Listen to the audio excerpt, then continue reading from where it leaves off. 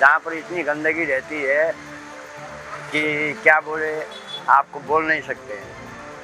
कितने पितृ तर्पण करने के लिए आते हैं, सब नहाने के लिए आते हैं, देश विदेश से आते हैं यहाँ आदमी, लेकिन उस गंदगी में नहा के जाते हैं। कितने कटर के पानी जा रहे हैं, कितने वो जा रहे हैं, पर प्रशासन को कुछ मतलब नहीं है। सरकार से कितना अनुदान भी आता है दामोदर कुंड के लिए, लेकिन वो अनुदान भी कहाँ जाता है कुछ पता नहीं है। और सरकार क्या देख रही है क्या नहीं देख रही है, हम लोगों का साधु का यही कहना है कि उसको साफ सफाई रखे सरकार, उसका देख रेख करे तो सबके लिए सही है।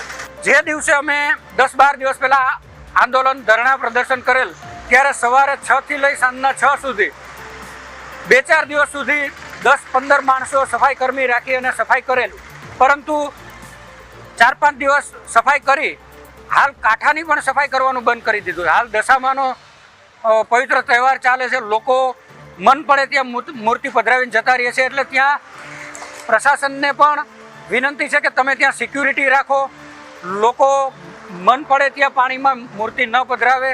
અમારી તમામ માહિતીથી અપડેટ રહેવા માટે જોડાયેલા રહો S9 ન્યૂઝ સાથે।